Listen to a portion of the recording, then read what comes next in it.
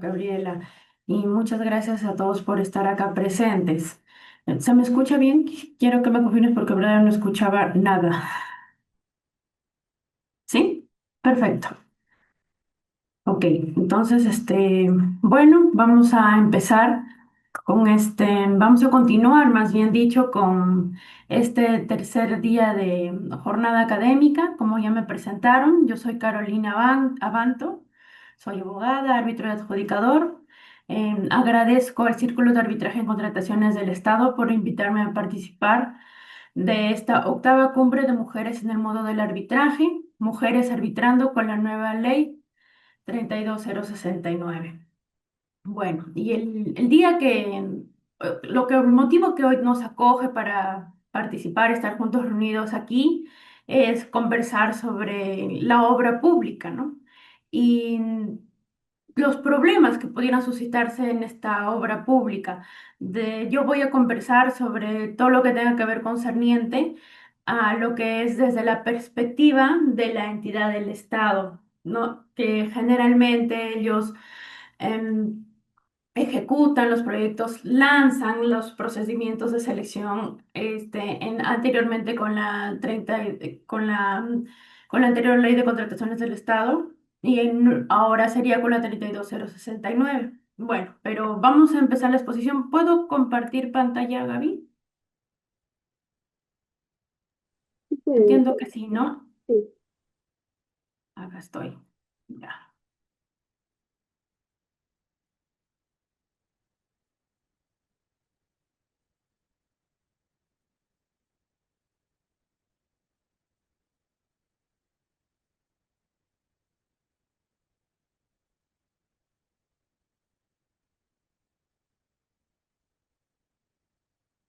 Hoy día vamos a conversar sobre los desafíos contractuales en la ejecución de proyectos desde la visión de una entidad pública. ¿Qué son las cosas que pasa la entidad para sacar adelante los proyectos? ¿Cuál es la razón de ser de ellos? ¿Por qué es que nosotros sacamos estos proyectos? Y para eso yo quisiera iniciar la exposición eh, deteniéndome a conversar sobre lo que es la finalidad de la ley 32069, porque pienso y estoy convencida de que el Estado, para lograr el objetivo, para lograr el cumplimiento de todo lo que se ha propuesto, es importante de que utilice la normativa y utilice lo que dice la norma, ¿no? Maximizar el uso de los recursos públicos, perdón, en las contrataciones de bienes, servicios y obras por parte del Estado, en términos de eficacia, eficiencia y economía, de tal manera que dichas contrataciones permitan el cumplimiento oportuno de los fines públicos y mejoren las condiciones de vida de los ciudadanos. Entonces, de tal manera que la normativa nos está diciendo, toda contratación que tú vayas a realizar tiene que cumplir una finalidad. ¿Y cuál es la finalidad? El cumplimiento oportuno de estos fines públicos y que tiene que impactar en la condición de vida de los ciudadanos. Para esto vamos a empezar a conversar desde un ejemplo. Y bueno, la mayoría me conocen de que yo soy Carolina Banto, vengo de Cajamarca y mi familia viene de un pueblito. Nosotros somos del distrito de San Juan, que queda muy cerca de Cajamarca. San Juan, como ven acá en las fotografías, es muy conocida por ser el pueblo donde se producen unas riquísimas chirimoyas. Entonces, estas chirimoyas necesitan ser distribuidas por los pobladores, bien a la ciudad de Cajamarca, bien para la costa, para que puedan los mismos pobladores subsistir a través de estas chirimoyas. Pero, ¿qué es lo que necesita el poblador para poder sacar estas chirimoyas y no solamente se quede en San Juan? ¿Qué es lo que necesitan? ¿No? Necesitan, por ejemplo, carreteras, necesitan de que esto esté debidamente viabilizado para poder transportar sus productos y de la misma manera también los pobladores de San Juan, a través de estas carreteras, lo que necesitan es llenarios también de insumos, ¿no? Entonces, nosotros, bueno, en este caso las autoridades de San Juan, ¿qué es lo que deben de hacer para impactar de manera positiva en la población de San Juan? Entonces, es hacerle las carreteras, es a través de las contrataciones que ellos vayan a realizar viabilizar la mejor manera para que ellos puedan sacar sus productos y satisfacer las necesidades de la población. Una de esas maneras, como ya lo habíamos conversado y más o menos yo lo estaba adelantando, es a través de la ejecución de la obra pública. En el ejemplo que les había puesto, la ejecución de las carreteras, pero no siempre en la ejecución de las obras públicas, nosotros como hemos visto, no siempre se hacen dentro del tiempo estimado, no siempre encontramos expedientes técnicos debidamente elaborados, sino de que pueden presentarse un montón de problemas para que yo pueda sacar esta carretera, esta obra que necesita mi poblador para poder sacar sus chirimoyas, sus productos y poderlos transportarlos hacia la ciudad o hacia la costa, ¿no? Entonces, eso es lo que yo le he querido denominar como los principales desafíos contractuales durante, valga la redundancia, la ejecución de las obras, ¿no? Entonces, ¿cuál puede ser un primer desafío que enfrentamos en la ejecución de obras? Estos expedientes técnicos deficientes o incompletos. Pues puede ser de que la municipalidad, en este caso de San Juan, no cuente con los recursos suficientes o con el personal debidamente capacitado y realmente el expediente técnico no tenga toda la información que refleje lo que realmente quiere la obra. No puede ser de que tengamos acá, por ejemplo, un estudio de suelos totalmente inservible o de que no se aplique para el tipo de suelo que tiene la carretera de San Juan. Y entonces puede ser de que inclusive pongan una mezcla que no corresponda realmente a ese tipo de suelo y eso termine impactando de manera negativa finalmente a la ejecución del proyecto, ¿no? Y cuando eso impacta de manera negativa la ejecución del proyecto, entonces eso ocasiona de que más retrasos, ocasiona de que el poblador no pueda sacar los productos, como les había dicho, desde su chacrita, desde el pueblito de San Juan hasta la ciudad. Y entonces esas son cuestiones de que no nos permiten avanzar como sociedad. Asimismo, también cuál es otro desafío que se presentan en esta ejecución de obras, las variaciones y que pueden originar adicionales de obra. Como bien ya habíamos mencionado, pues podemos tener expedientes técnicos que estén incompletos o que estén deficientes, ¿no? Recuerdo que en una oportunidad de haber participado en una obra en el cual tenía que hacerse la captación del agua. Entonces, no habían previsto que se construya un pozo para hacer esa captación de agua. Y entonces dijeron, bueno, entonces vamos a hacer un adicional para hacer esta captación de agua, para que después esta agua la podamos distribuir para la población. Y resulta que no se habían hecho los estudios respectivos y estas aguas estaban contaminadas. Entonces, habían que sacado el adicional para decir, mira, entonces vamos a hacer la captación de esta agua para beneficiar a la población, pero sin embargo se dieron cuenta que esta agua tenía residuos que de verdad no eran aptos para el consumo humano y que hubiera impactado de manera muy negativa a la población. Entonces, ¿qué se hizo? Sacó el adicional, pero a la misma vez también se hizo un deductivo de ese propio adicional que salió.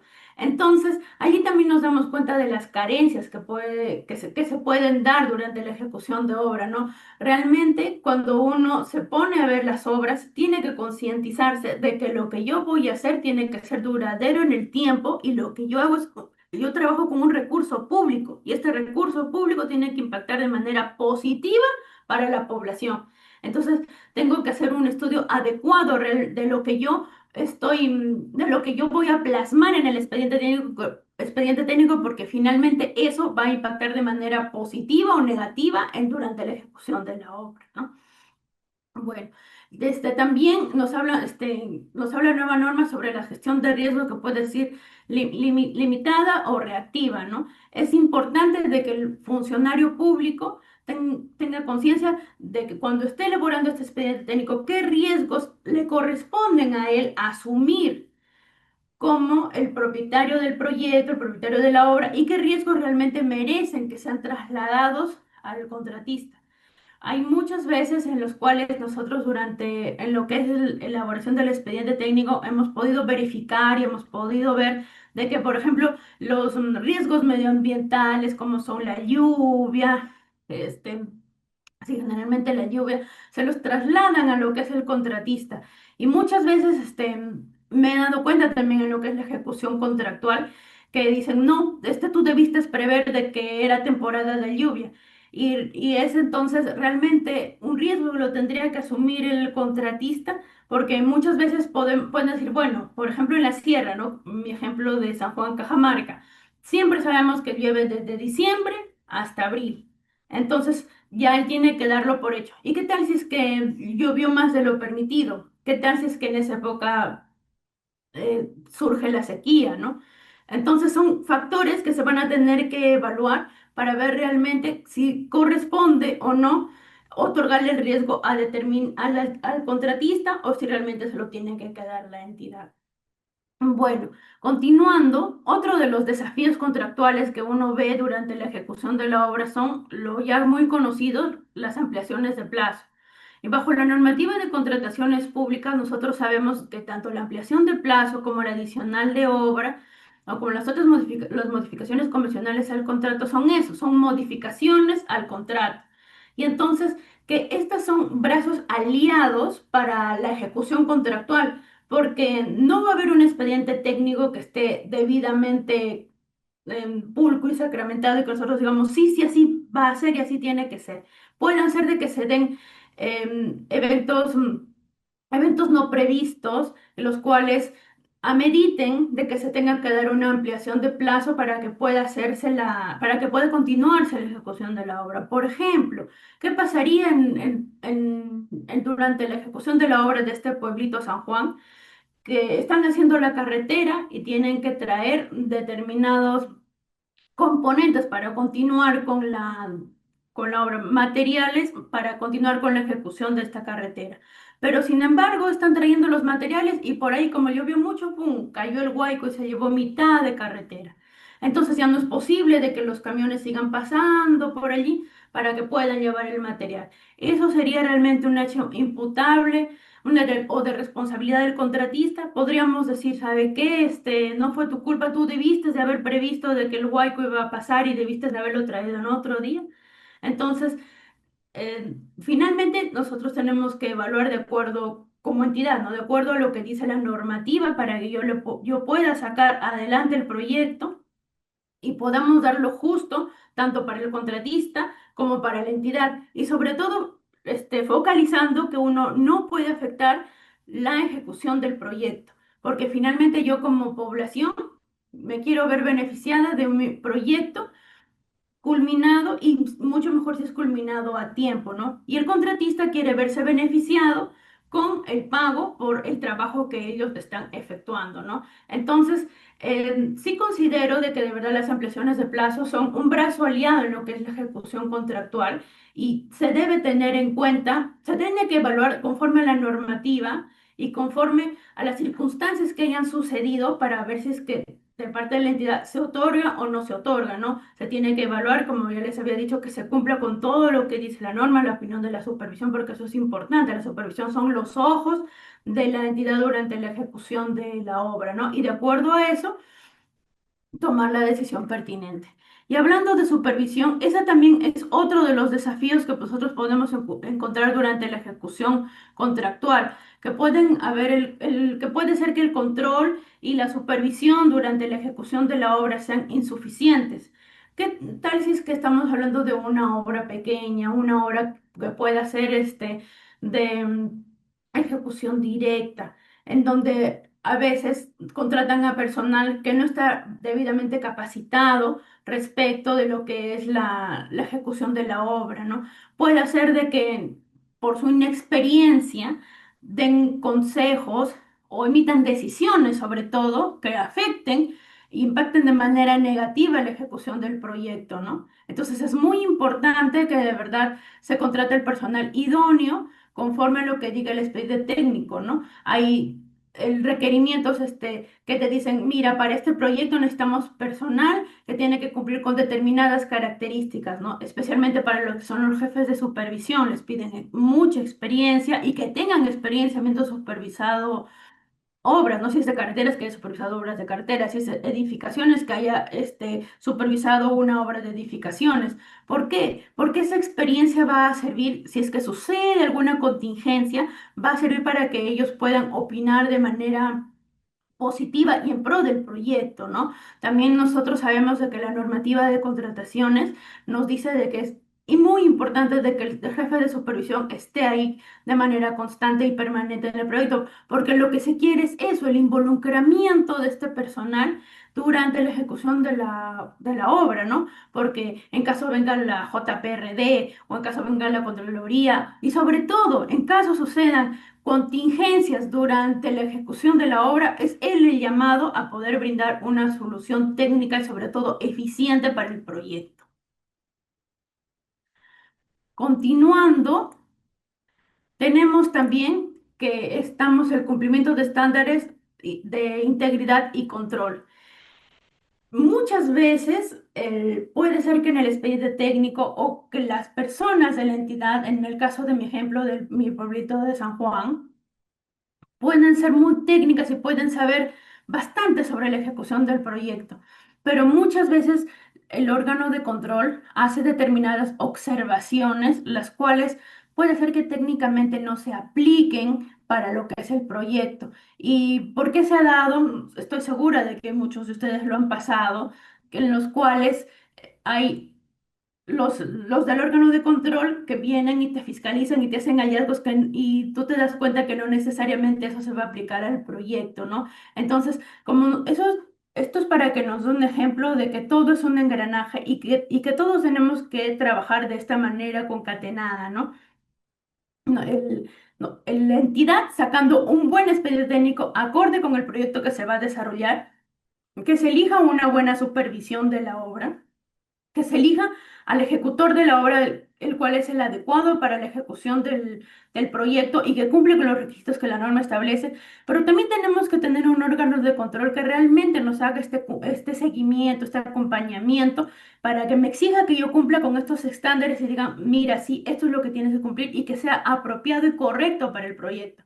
Porque la verdad es que no todos trabajamos de esta manera concatenada y correcta, corremos el riesgo de que los proyectos se demoren, no demos soluciones eficientes para ellos, ¿no? Y perdamos de vista cuál es nuestra visión, de que el proyecto tiene que ser en pro de la ciudadanía, en pro de la sociedad y porque tiene que impactar de manera positiva en las vidas de las personas. Bueno.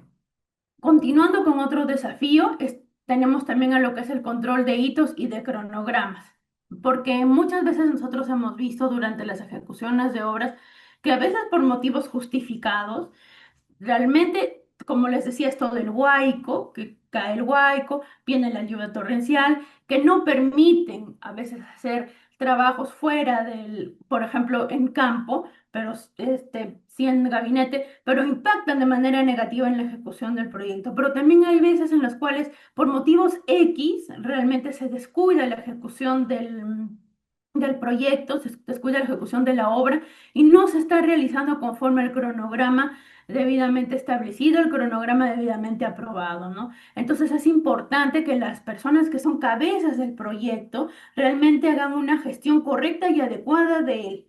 Si es que realmente tocó hacer determinada partida tal día, entonces se tiene que cumplir y si es que no se ha cumplido, tiene que verse de manera por qué no se ha cumplido y todo tiene que estar debidamente justificado. Nosotros tengamos en cuenta de que la ejecución del proyecto, mientras más eficiente sea, es mejor. Y para el contratista va a ser muy eficiente y muy bueno que se ejecute durante el plazo previsto y conforme el cronograma previsto. ¿Por qué? Porque le van a pagar también en el plazo previsto y así como también la entidad tendrá el proyecto ya en la fecha prevista, ¿no? Entonces, es importante de que las personas que sean cabezas de los proyectos sean personas con experiencia para que puedan hacer esta adecuada y correcta gestión de hitos y del cronograma, ¿no? Dentro de los otros desafíos tenemos las controversias constantes que pueden haber en una obra y la falta de mecanismos preventivos. Bueno, respecto a esto, ya si bien ahora tenemos que se está dando mayor impulso a lo que es la Junta de Resolución de Disputas con este cambio de nombre que va a ser ahora la Junta de Prevención y Resolución de Disputas, esperemos de que esto sea algo que ayude al que ayude por sí mismo el mecanismo y que impacte de manera positiva en la ejecución del proyecto, ¿no? Para esto considero de que es importante que todos los involucrados, todos los stakeholders que participan en esta ejecución del proyecto se involucren en él, porque en la ejecución del proyecto, en la ejecución de la obra, siempre van a haber dudas, siempre van a haber cosas que salgan en el día a día. Por eso considero que es importante que las, como les decía, ¿no? Que las cabezas que continúen, que lleven la ejecución del proyecto, la ejecución de la obra, tengan experiencia, se involucren. ¿Qué es lo que trata la ejecución de la obra? De qué trata mi obra? Y sobre, ¿por qué? Porque una vez que se involucren, ellos van a dar la solución. Y a su vez también esto concatenado con la Junta de Prevención y Resolución de Disputas, entonces ya va a ser más fácil de que ellos, conociendo cuál es la problemática del proyecto, de la obra, se lo digan a la JPRD y le digan, mira, sabes que tenemos tales y tales problemas y todos puedan llegar a la solución para que no se paralice el proyecto, no se suspenda la ejecución contractual y todo continúe y se pueda llegar a cumplir los plazos establecidos, ¿no? Bueno, continuando, ya habíamos hablado de la gestión de hitos y cronogramas y culmino conversando sobre lo que es la capacidad institucional limitada. Muchas veces nos damos con las sorpresas de que pueden encargar obras de gran envergadura, realmente entidades que no tienen la capacidad de llevar una debida ejecución de una obra, de un proyecto, o simplemente que no son ejecutores de la obra, ¿no?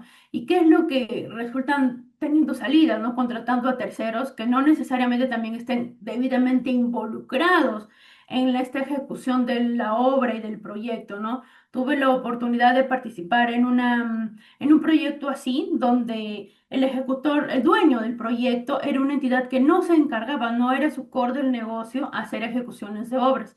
Entonces, ellos, ¿qué salida le dieron para poder viabilizar la ejecución de esta obra? Hicieron una mini área técnica y contrataron a la vez una gerencia de obra para que ambas puedan ir de la mano y poder sacar el proyecto. El resultado final fue una resolución de contrato. Entonces sí es importante de que, como dicen, ¿no? Zapatero a su zapato. Puede ser de que, bueno, yo les comento que como lección aprendida, ya en esa entidad todos aprendimos lo que fue cómo se tenía que viabilizar y gestionar la obra, nos volvimos más expertos inclusive que el gerente de la obra que nos hacía el acompañamiento, esa era una empresa privada y un tercero, ¿no? Entonces ahí nos ponemos a pensar, realmente pues eh, correspondería que a una entidad que no es especializada le estén dando estos encargos que de verdad no son su core business. Entonces, nosotros como Estado también tenemos que pensar de una manera más amplia, ¿no? Porque como les digo, son recursos públicos y lo que uno haga siempre va a impactar de manera positiva en la población. Tiene que ser así. Entonces, eso es lo que nosotros nos debemos de fijar. Y bueno, esta ha sido una exposición bastante breve y sucinta, pero quiero destacar que todas las contrataciones que uno que haga y que realice el Estado tienen que ser siempre en pro de la población, viabilizando su mejora, viabilizando de que nuestras sociedades, nuestros pueblos, nuestras ciudades tengan una mejor calidad de vida. Es por eso que yo me he querido quedar con esta frase que la he encontrado en la 32069, ¿no? A través de la contratación pública, el Estado ejerce su función administrativa, por lo cual los cuales se concretizan en servicios a favor de la población. Entonces, yo así ejecute una obra, realice un servicio, contrate un bien, siempre va a ser en favor de la población, ¿no? Entonces, si bien nosotros como Estado podemos tener muchos desafíos, podemos tener expedientes técnicos deficientes, podemos tener que les digo, contratistas que a veces no están a la altura del proyecto. Es nuestra responsabilidad de nosotros dar lo mejor en esta ejecución contractual para que podamos impactar de manera positiva en la población, porque finalmente tenemos que tener en cuenta que estos son recursos públicos, los cuales nos cuestan a todos los peruanos para mejorar la calidad de vida a todos. Eso sería todo. Gracias, Gaby. Gracias, doctora Carolina. Las entidades no solamente gestionan contratos, sino también gestionan recursos públicos, gestionan confianza y sobre todo mantienen una expectativa social de que las obras se culminen dentro del plazo establecido y también sean ejecutadas con altos estándares de construcción. Y la pregunta acá surge es cómo realizar entonces que los contratos se conviertan en verdaderas herramientas de gestión contractual. Y para esto vamos a tomar como referencia al programa Escuelas Bicentenario, que representa una oportunidad transformadora en el sector construcción en el Perú, y no solamente por su magnitud, sino también por la exigencia de los estándares internacionales en los contratos. Y para esto me permito presentar a la doctora Jimena Rivera, quien nos abordará los desafíos contractuales en la ejecución de proyectos de obra pública, una mirada desde el contratista y el subcontratista en el programa Escuelas Bicentenario. La doctora Jimena Rivera es abogada titulada por la Pontificia Universidad Católica del Perú, especializada en Derecho de la Construcción. Cuenta con diplomados en Gestión de Contratos de Ingeniería y Construcción, así como en Derecho Administrativo por ESAN, y formación en Arbitraje Comercial Internacional por la Comisión Interamericana de Arbitraje Comercial, CIAR. Su trayectoria profesional se ha desarrollado en la gestión y asesoría legal de proyectos de infraestructura pública. Actualmente se desempeña como administradora de contratos en Industrias Roland Prince, empresa dedicada al desarrollo y ejecución de proyectos de infraestructura educativa y equipamiento especializado para el sector público. Anteriormente fue asesora legal contractual del consorcio gestor EB Sinohidro Proyecta, participando en la gestión contractual y resolución de controversias en el proyecto de inversión pública Escuelas Bicentenario. Y doctora Jimena, le formulo la siguiente consulta. ¿Cómo es que la cadena de cumplimiento de obligaciones contractuales del subcontratista afecta al contratista? ¿Conoce usted algún caso en donde lo haya visto materializado el impacto? Hola Gabriela, muchas gracias por la introducción. Primero quería agradecer al Círculo de Arbitraje con el Estado por la invitación y al grupo MLC también por haberme convocado a compartir un poco de la experiencia que he tenido en estos proyectos bicentenarios que han sido, como de repente lo saben, muy importantes a nivel de todo el Perú porque hay un montón de paquetes y se ha mejorado mucho como la calidad educativa a nivel de infraestructura de un montón de colegios.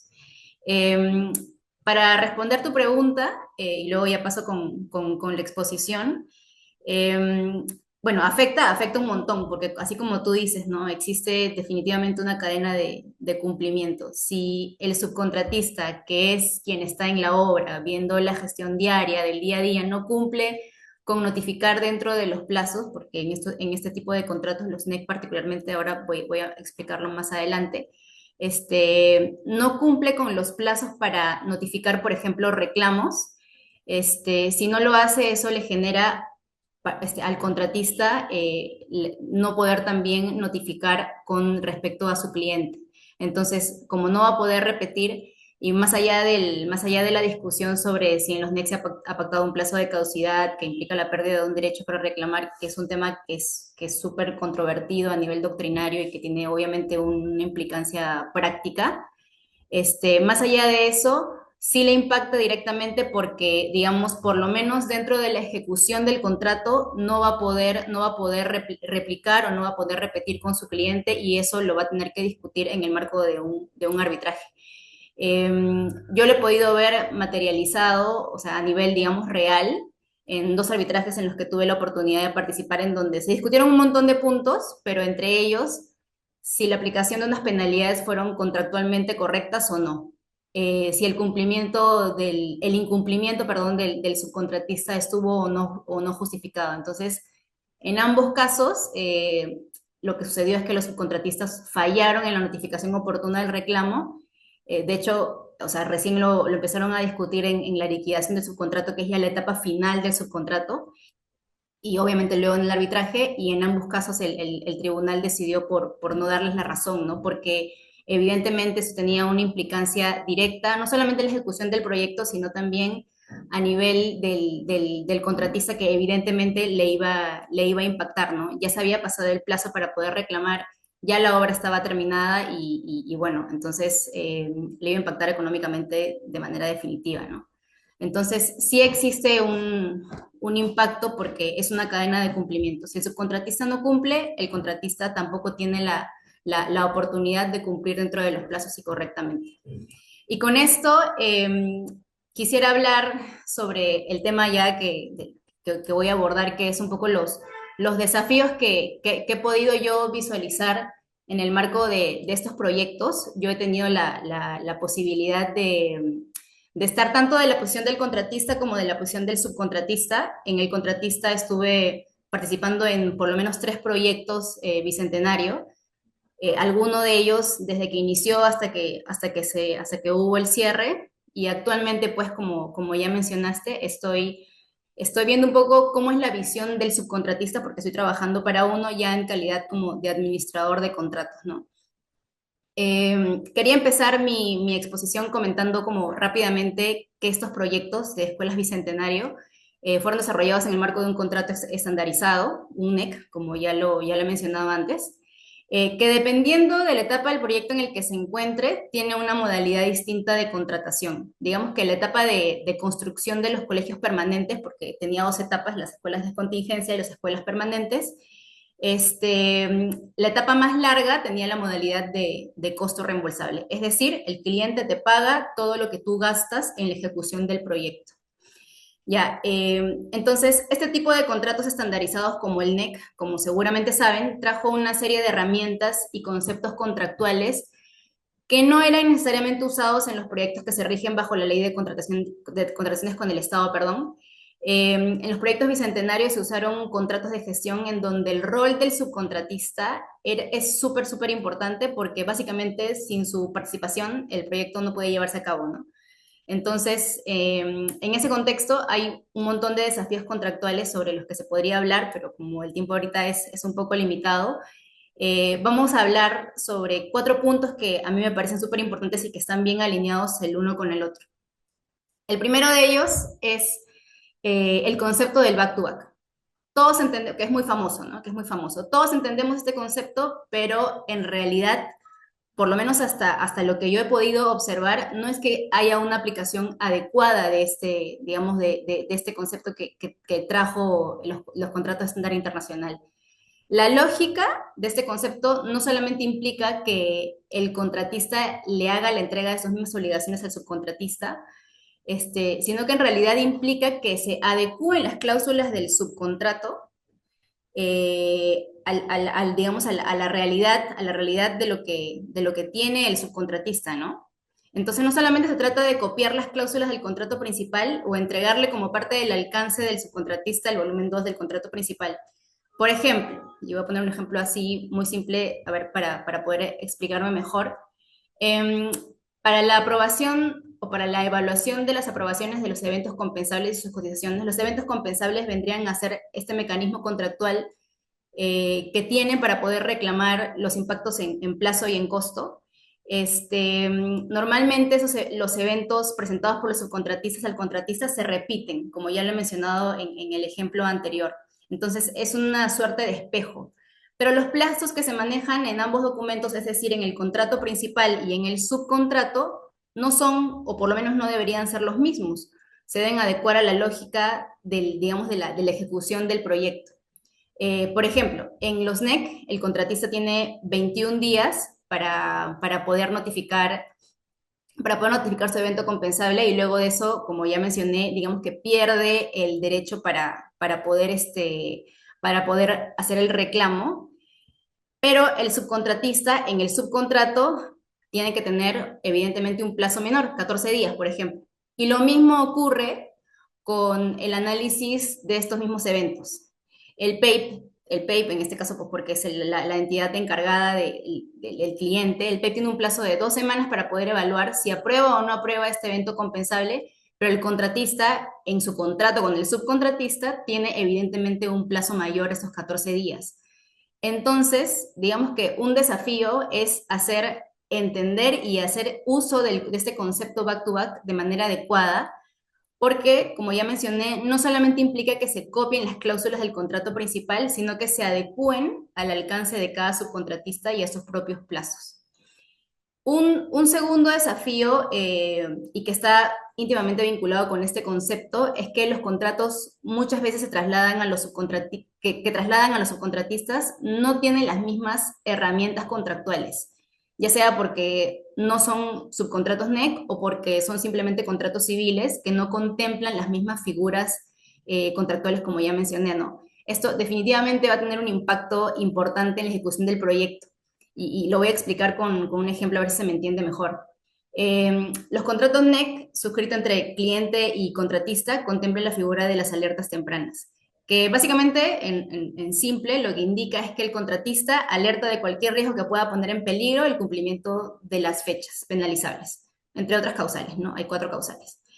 Estas alertas deben ser notificadas de manera oportuna, dice el contrato. Y el impacto que causa no notificar una alerta temprana de manera oportuna y que como consecuencia de ello se genere un mayor costo, el cliente no va a tener la obligación de pagarlo al contratista porque sería lo que se denomina también en el contrato un costo desestimado. Esa figura solamente está en los contratos reembolsables. Entonces, ¿qué pasa si en los subcontratos no existe, en los subcontratos que celebra el contratista con el subcontratista, no existe la figura de las alertas tempranas? ¿Qué sucede? Sucede mucho. Entonces, el subcontratista no va a tener la obligación de notificar este riesgo y en consecuencia el contratista tampoco va a hacerlo con su cliente, pese a que sí tiene la obligación en su contrato principal.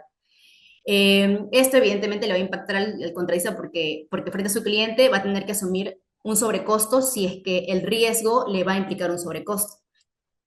Entonces, es sumamente importante, como ya mencionaba, que por lo menos sí tengan las mismas herramientas, o sea, que se contemplen en el subcontrato las mismas herramientas contractuales que existen en el contrato principal, porque si no, no puede existir esta cadena de cumplimiento de manera adecuada. Un tercer desafío es que principalmente en los casos de los subcontratistas, y esto lo he visto un montón, porque el proyecto era bastante grande, he podido verificar que hay una falta de estructura de gestión contractual en donde no se documenta riesgos o donde no se sostiene reclamos que están muy bien estructurados, ¿no? Principalmente en subcontratistas que son, digamos, que son más pequeños, ¿no? Esto implica para ellos y también para el contratista la pérdida de plazos para poder reclamar o no tener trazabilidad o tener reclamos, como ya mencioné, débiles a nivel operacional. Por ejemplo, ¿qué pasa cuando el subcontratista que no tiene una buena gestión contractual o que no ha contratado a un equipo contractual no cumple o se olvida de notificar un plazo en el evento compensable? Como ya lo mencioné hace un momento, el contratista evidentemente no lo puede repetir contra su cliente. Y así en el marco de un montón de herramientas contractuales. Normalmente lo que ocurre en la práctica es que las empresas o los subcontratistas se encargan mucho del trabajo de producción y se encargan de ejecutar, ejecutar, ejecutar, ejecutar y finalmente, recién al final ya del contrato, cuando están en el proceso ya de liquidación, se preocupan por, pucha, no lo pude hacer en el momento y tienen que estar negociando el tema de las penalidades y un poco ahí el contratista tiene digamos, un poco el poder de negociación, porque finalmente si tú no has cumplido a cabalidad con lo que menciona tu contrato, porque lo que sea que fuere, ¿no? No tuviste una buena gestión, lo vas a tener que discutir en un arbitraje. Y como ya mencioné, en los arbitrajes, bueno, por lo menos en mi experiencia, lo que ha ocurrido es que sí son, digamos, como estrictos en decir, tenías que cumplirlo y decide en favor de quien sí cumplió el contrato, ¿no? Y para terminar, un último desafío es el tema de, y creo que ese es un tema sobre el que sí se puede hablar un montón, es el tema de la resolución de controversias que no conversa el tema de la resolución de controversias que existen en los subcontratos, que no conversa en realidad con la continuidad que tiene que tener el proyecto. En el caso de los subcontratos, no existen JCRD ni DAPS, que son, digamos, los mecanismos que acompañan todo el proceso constructivo, sino que todos los reclamos lo van a tener que ver recién en el marco de un arbitraje. Y esos arbitrajes, como saben, digamos que son costosos y se ven al final ya de la ejecución del proyecto. Entonces, digamos que no son tan útiles, por lo menos para el subcontratista, para la gestión diaria del proyecto. Y esto, digamos, sí le impacta al subcontratista de manera directa, ¿no?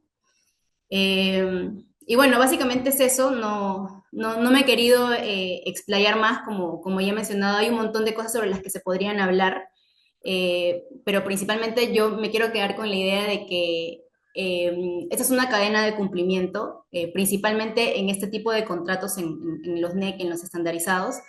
La participación del subcontratista es esencial. Si el subcontratista no cumple a tiempo, el contratista tampoco va a poder hacerlo.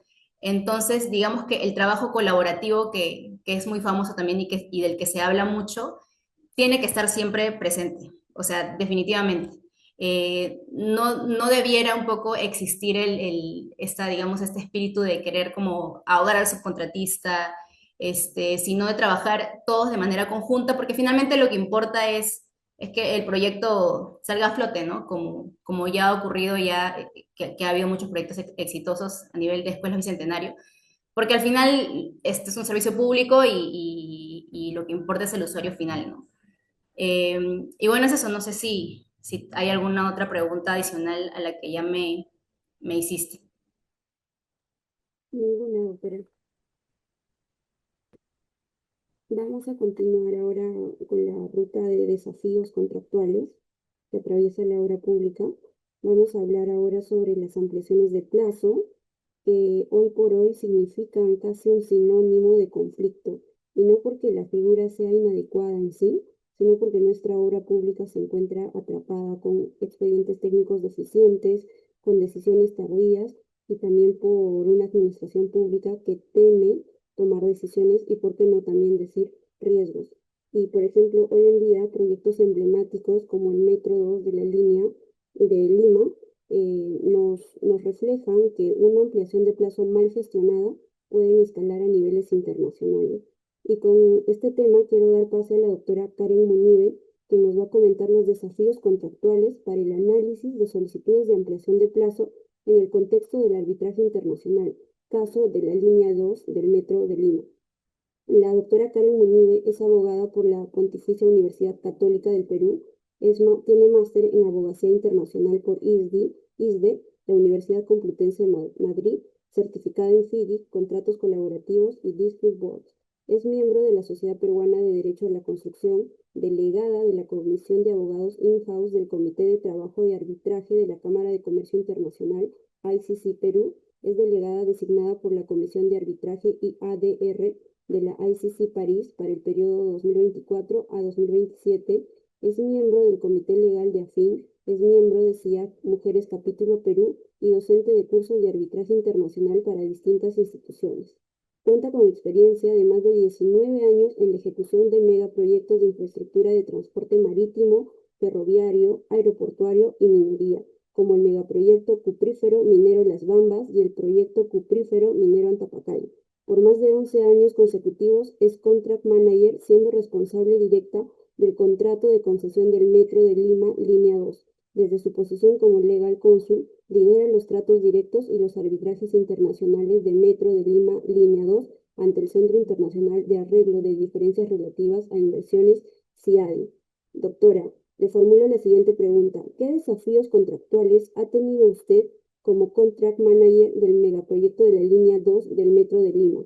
Concretamente, doctora, ¿qué desafío afrontó usted a la hora de presentar y formular una solicitud de ampliación de plazo? Muchas gracias. ¿Se escucha bien? Buenas noches. ¿Se escucha bien, doctora?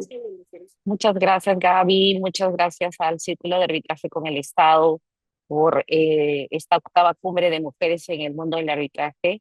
Me siento muy contenta de compartir con ustedes la experiencia directa que tenemos durante la ejecución del primer metro subterráneo pesado automático que le vamos a dar a la ciudad de Lima y Callao. Ya estamos al 80% de todo el proyecto, ya les mostré un poquito, pero ahondando en lo que ya mis copanelistas han expuesto, quería aportar a todos los que están oyéndonos con conceptos que se manejan a nivel internacional a la hora justamente de afrontar este desafío, que es presentar una solicitud de ampliación de plazo y que sea acogido por árbitros internacionales. Esto es interesante porque es bueno de esas ideas globales que todos deseamos que hay detrás del uso correcto de los fondos públicos y la eficiencia de la contratación. Está siempre que seamos todos, cada uno de nosotros, operadores técnicos a la hora de utilizar los términos y a la hora de también formular estas solicitudes de ampliación de plazo y que puedan de cierta forma, inclinarse a favor también, dentro del ámbito de una controversia internacional, todos estos conceptos pueden inclinarse a favor de la ejecución del proyecto en sí. Entonces, para empezar, quería llevarles esta es la presentación, pero quería llevarles al resultado de una encuesta que hoy día, justo con motivo de la charla, compartí en el LinkedIn, porque quería saber cuán cierto es que manejamos los conceptos.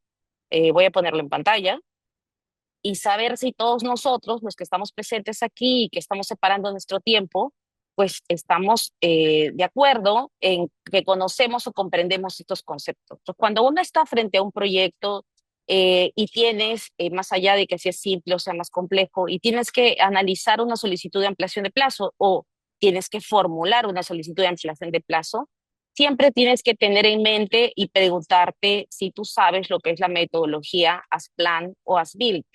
Cuando hice esta pregunta, he hecho 5 preguntas al público, el 75.9% acertó y dice que es el método para analizar los retrasos, que va a comparar dos cosas, las actividades planificadas contra los progresos reales. Muy interesante. Es decir, en nuestro propio grupo que han participado, que es más público peruano, pues sí, han mencionado que conocen lo que es el plan Yasbil y han acertado que ese es el método que compara lo que tenías planificado versus los progresos reales. Sin embargo, tenemos todavía un 17.2% que dice que no lo sabe. Y hoy espero que en estos minutos que me voy a tomar para compartir con ustedes puedan entender y que se les quede más reforzado, porque cuando uno tiene que hacer una solicitud de ampliación de plazo, es comparar lo que tú tenías en tu programa, lo planificado, versus el progreso real que ejecutaste.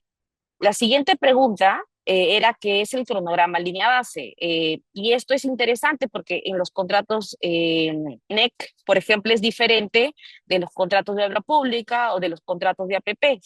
Vamos a ver la respuesta. El 58.6% ha dicho que es el cronograma que está dentro del contrato suscrito. Así funciona en lo que es obra pública y funciona también así en las APPs. Tu contrato ya viene con un cronograma.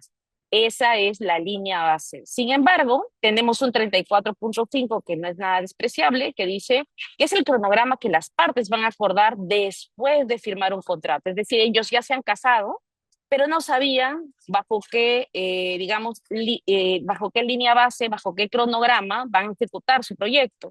Funciona así en el NEC. Así que no nos sorprendamos que el 34.5 que maneja NEC y ha sido también parte de esta encuesta, pues opinan que es algo que sucede después de firmar. Sin embargo, lo tradicional es que ya el contrato venga con un cronograma línea base, que es para los dos, como decimos, la guía, no podemos salirnos de la línea base en adelante.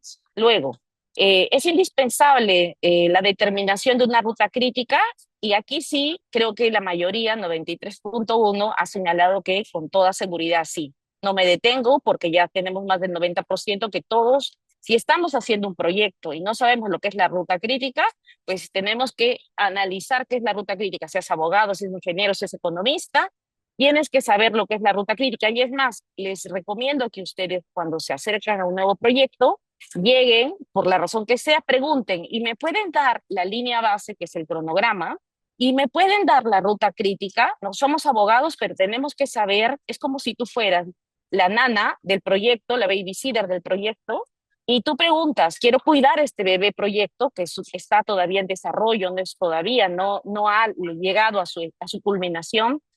¿Cómo le cuidas? Con la línea base, pero indaga un poco más. Le cuidas cuidando la ruta crítica. Continuamos. Y con esta, ya casi llego a la final de la evaluación que dice, ¿y qué es la metodología de análisis por ventanas? Eso también es una metodología internacional que no necesariamente se usa mucho en Perú, pero que es mucho más totalmente acotada para medir el atraso en un periodo de tiempo. El 82.1% acertó, que dice que es un análisis que consiste en realizar una evaluación por periodo que permite identificar en qué momento la ruta crítica pudo haber cambiado. Esto es interesante porque en el caso de la línea 2, el proyecto es de 5 años, que ya estamos duplicando el plazo, que ahora ya es 10 años, y podrán ver en este periodo, pues hay distintas ventanas. La primera ventana, por ejemplo, de los primeros 3 años, puede haber sido solamente el concedente que no entregó los terrenos. La segunda ventana de los siguientes 3 años, ya tenemos ingeniería que se está tocando con entrega de terrenos. La última ventana, ya tenemos terrenos entregados, tenemos ingeniería con puestas en operación, por ejemplo. Entonces, es muy importante que cuando uno analiza una solicitud de ampliación de plazo, identifique en qué ventana está trabajando. No siempre va a ser la misma ruta crítica. Y finalmente, una palabra que es muy usada, pero a veces no se sabe, ¿qué cosa es un retraso concurrente? El 69%, no hemos llegado a, digamos, a un 70%, pero dice que son retrasos que afectan a la ruta crítica al mismo tiempo. Muy interesante, porque no son retrasos que ocurren al mismo tiempo, ojo, que era lo que dijo un grupo, que no es poco, 27.6%, no son retrasos que ocurren al mismo tiempo. Pueden ocurrir al mismo tiempo, solo serán concurrentes si ambos, dice así, afectan a la ruta crítica al mismo tiempo. Voy a regresar a la presentación para que ahora, como ven, necesitamos seguir, de acuerdo a lo que han visto en la encuesta, necesitamos seguir educándonos en estos conceptos. Entonces, aquí les voy a resumir en esta presentación que he compartido con el Círculo de Arbitraje con el Estado. Eh, y ustedes pueden un poco ya después estudiar a profundidad qué es cada concepto, pero acá les voy a exponer. Les quiero presentar primero lo que es el proyecto de la línea 2. Son 35 kilómetros. Esta primera etapa la ejecutamos el túnel, la ejecutamos con este modelo austriaco que es el NATM, y la segunda etapa, el túnel del metro, lo ejecutamos con esta tuneladora que es Delia. Esa tuneladora llega hasta su destino final, es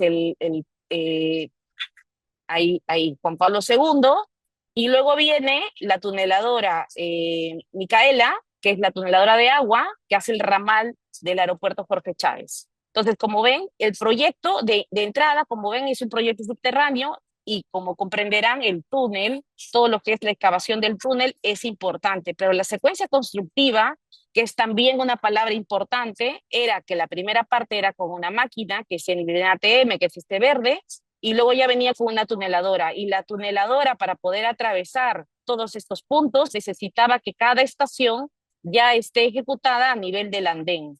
Y el problema fue que no estaban entregadas los terrenos, y por tanto en la tuneladora no hay paso en vacío, o paso en lleno, mejor dicho. No puede la tuneladora pasar en lleno sin haber hecho primero la estación, porque se desestabiliza el terreno sobre el cual ejecutamos el túnel. Entonces la tuneladora tampoco se puede detener, porque como vieron es digamos, una maquinaria especializada de prácticamente casi 3 pisos de alto, que no puede detenerse en la mitad de la ciudad de Lima. Entonces, este es el proyecto. Les quiero mostrar un poco yendo ya al fondo. Acá les dejo para los que quieran leer.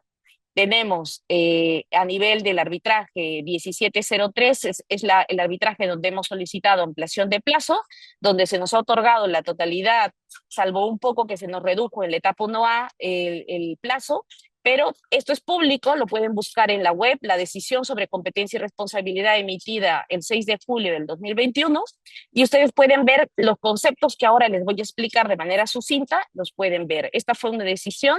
Sin embargo, ya tenemos un laudo el laudo se ha emitido en marzo del año 2024, el año pasado, en el que ha confirmado esta primera parte que era, digamos, nos ha otorgado la ampliación de plazo y aquí en el laudo nos han concedido los daños y perjuicios, que en otra oportunidad para el círculo también podemos explicarles en qué han consistido los daños y perjuicios, porque como todos sabemos, las solicitudes de ampliación de plazo vienen aparejadas por daños y perjuicios. Bueno, les quiero hablar aquí en estas diapositivas que vienen a continuación de 4 conceptos. En realidad la presentación tiene solo 5 ideas claves, que ya las he mencionado en la presentación de los resultados de la encuesta, pero aquí les quiero dar un poco más de profundidad. El primer concepto, línea base; el segundo concepto, lo que es la ruta crítica; el tercer concepto, lo que es el método As-Plan-As-Build; y el análisis que se hace por ventanas. Si uno no tiene esta secuencia en el análisis, vuelvo, línea base, ruta crítica, método, As-Plan, As-Build, y no tienes las ventanas, y presentas un caso a nivel de tribunales arbitrales internacionales, vas a tener, digamos, debilidades. Cuando tú trabajas, y yo creo que va a funcionar lo mismo, porque debemos, como Perú, también aspirar a los mejores estándares internacionales a la hora de presentar ampliaciones de plazo, tenemos que hacer, todos los que estamos aquí, que asesoramos, o que somos ejecutores, o que somos directamente los que vemos las decisiones, tenemos que saberlos. Y cuando estás frente a un proyecto, saber organizar tu información. Primer paso, la línea base. Como hemos visto en los contratos de obra pública y los de APPs, eso ya viene en tu contrato. Tú tienes un contrato que ha nacido con una línea base. Es un cronograma. Y como ven acá a la izquierda, les he pegado el cronograma que tenemos en el contrato. Seguramente yo que he visto muchos proyectos y megaproyectos, nunca habrán visto un cronograma así, como le estoy presentando, que es un espacio-tiempo, que es un avanzado de lo que es un primavera. La mayoría de proyectos trabajan con Project y luego tú tienes los que ya trabajan con primavera. Sin embargo, este es un avanzado del primavera, que es un espacio-tiempo. Y aquí te grafica la ruta crítica, que es el segundo concepto, que es el que yo les comentaba. Y la ruta crítica va en función de lo que viene a ser el desarrollo del proyecto y en función de la secuencia constructiva. Y luego tú tienes que decir qué es lo que ha pasado versus lo planificado, ¿no es cierto? Que tenías las actividades, que es el método As-Plan, As-Build, qué es lo que teníamos planificado. Y el As-Build es lo realmente ejecutado, pero en base a lo valorizado. Si tú no has valorizado, has ejecutado, pero sin valorizar, no te va a considerar tu progreso. Por eso es importante llevar las valorizaciones, que ahí es donde la supervisión contemporáneamente va reconociendo lo que tú has ejecutado porque te paga. Pues el método As-Plan, As-Build no hay manera de engañar, porque es lo que tenías planificado versus lo que te han reconocido económicamente, que es el As-Build. Es el progreso realmente logrado. Y el de ventanas, que ya ustedes ya les expliqué, las ventanas son efectivamente encontrar en qué periodo de tiempo quieres hacer este análisis. Bueno, acá les muestro un poco eso que han visto en un cronograma, pero a nivel de todo lo que es el proyecto de los 35 kilómetros, cómo es que era la ruta crítica, pero como les menciono, si tú no tienes estas áreas de la concesión, que son las que estoy marcando en esos círculos negros, pues la tuneladora se impacta. ¿Y quién es el responsable de la entrega de áreas de la concesión? Eso lo dice el contrato. Y finalmente, el último concepto que les quiero dejar, porque les dije de hablar de 5 ideas, es el de hablar de los retrasos múltiples, paralelos, y para esto les remito, por favor, a que estudiemos lo que es el protocolo de la Sociedad de Derecho y Construcción, que en su página 29, este Disruption Protocol, te dice que para que sea un retraso concurrente, es decir, no te van a reconocer daños y perjuicios, muy importante plantear un caso de retraso concurrente si tú eres el que tienes que pagar los daños y perjuicios, tienen que las dos actividades, acuérdense, afectar a la ruta crítica al mismo tiempo. Tienes que demostrar, si tú eres el que no va a reconocer los daños y perjuicios, que habían más actividades de tu contraparte, por ejemplo, que están afectando la ruta crítica al mismo tiempo. Y bueno, para no consumirme más minutos, aquí les quiero dejar, para los que quieran también, hicimos un capítulo del episodio 8 de la ruta crítica con el estudio Campos, donde hemos contado en más de 1 hora, como ven acá abajo, lo que son todos estos retos que se enfrentan a la hora de ejecutar el proyecto. Y quiero también terminar coincidiendo con mis compañeras y con mujeres líderes en construcción, que somos conscientes y totalmente suscribimos completamente ese espíritu de tratar de culminar los proyectos a lo máximo, pero para no va a valer solo los deseos, vamos a necesitar ser más técnicos en el uso de los conceptos, presentar nuestras solicitudes de ampliación de plazo, analizarlas, si eres cliente o si eres contratista o eres subcontratista, y finalmente si eres árbitro adjudicador, utilizar estas buenas prácticas que utiliza el arbitraje internacional para de alguna forma reconocer o no reconocer solicitudes de ampliación de plazo, y ya eso viene aparejado con reconocimiento de daños y perjuicios. Muchas gracias a todos.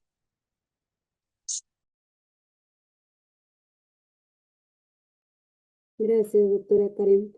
Ahora, para finalizar esta mesa, de manera muy breve, por favor, vamos a tomar unos 2 minutos por cada expositora para que nos indiquen sus conclusiones finales del tema. Gracias. Empezamos con la doctora Carolina Banto, por favor.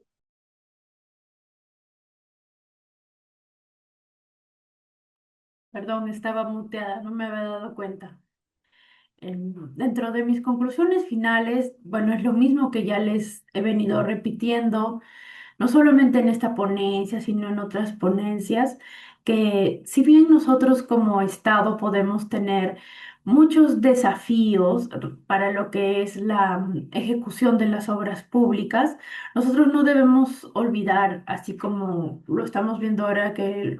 Mira, nos explica Karen, nos muestra un proyecto tan hermoso, que todo esto va a impactar siempre de manera positiva en la población, de que la eficiente ejecución de este contrato va a impactar de manera buena para ambas partes, tanto para el contratista como para el propietario del proyecto, porque para el propietario del proyecto le interesa tener esta obra ya culminada, que esté en pro de la población, y al contratista lo que le interesa es de que le paguen. Entonces, todos tenemos que asumir nuestra responsabilidad en lo que es la ejecución de la obra pública, ¿no? El que va a elaborar el expediente técnico tiene que ser lo suficientemente responsable para poder ser lo suficientemente honesto y de que este expediente técnico se condiza con la realidad, ¿no? O sea, refleja lo que realmente necesita y lo que es realmente el proyecto, ¿no? Para no tener problemas más adelante. Pueden haber uno que otras contingencias, ¿no? Pero no encontrar realmente, como les comentaba, ¿no? Que necesita un adicional y de ese adicional sacar un deductivo, ¿no? Entonces, todos debemos ser responsables de las funciones que nos asignan, porque finalmente esto es parte del erario público y que impacta de manera positiva o negativa a la población. ¿Cuántos, si es que no se ejecuta, no seguimos con esto del tren a tiempo, cuántas personas se van a ver perjudicadas, ¿no? Si es que realmente mi pueblito de San Juan no tiene su carretera a tiempo, ¿cuánta población se va a ver afectada? No solamente porque no sacan sus productos, sino que también porque la población no podría desplazarse ni ir a los colegios, ¿no? Entonces, me quedo con esa conclusión final. Generemos valor público a través de las contrataciones del Estado. Gracias. Gracias, doctora Carolina. Ahora, doctora Jimena, por favor, sus conclusiones. Gracias, Gabriela. Bueno, en conclusión, en general, yo diría que el principal desafío no es el contrato NEC en sí, sino, digamos, la falta de coherencia que existe o la mejora que podría existir en toda la cadena de los contratos.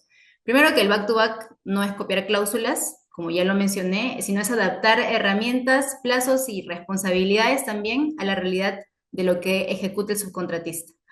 Luego, entender que los subcontratistas ejecutan gran parte del proyecto, pero muchas veces sin las herramientas contractuales que el NEC exige para prevenir riesgos. Hay una falta de gestión contractual interna que genera una pérdida de derechos, digámoslo así, tanto para el subcontratista y que le impacta directamente al contratista. Luego, en NEC la prevención es clave, y creo que digamos, en el marco de todos los contratos de construcción, pero si, en el NEC particularmente, si no se notifican alertas tempranas o eventos compensables a tiempo, el proyecto pierde mucha eficiencia y finalmente, digamos, se retrasa, y quien, digamos, que sufre digamos, la consecuencia es el usuario final. Y bueno, la lección, digamos, principal es que el NEC finalmente o cualquier contrato, principalmente este contrato estándar internacional, no funciona bien si toda la cadena, tanto cliente, contratista y subcontratista, que en este, digamos, en ese escenario es muy importante, operan bajo una misma lógica de colaboración y de gestión. Creo que me quedo con esa idea. Gracias, Yo, doctora. Y por último, doctora Karen, le cedo el sí, uso. gracias, Gaby, gracias a todas, gracias más bien por este espacio. Les dejo, como les he mencionado, estas 5 ideas principales. Busquen la línea base, identifiquen la ruta crítica, utilicen el método Plan-as-Build, no se olviden de analizar todo por ventanas y finalmente los retrasos concurrentes. Profesionalicémonos de estos grandes conceptos a ideas mucho más concretas, porque el día a día de nuestros buenos proyectos es manejar el buen lenguaje y que compartamos juntos también digamos, de manera armoniosa la ejecución del proyecto. Gracias, Gaby, gracias al Círculo de Arbitraje de los Estados. Gracias, doctoras, por estas conclusiones y por el nivel técnico y crítico que han aportado a esta mesa. Creo que ha sido un espacio de diálogo necesario para entender mejor el panorama de la obra pública aquí en el Perú. Y me indican por interno, por favor, que encendamos la cámara y nos tomemos una foto institucional, por favor. 3, 2, 1.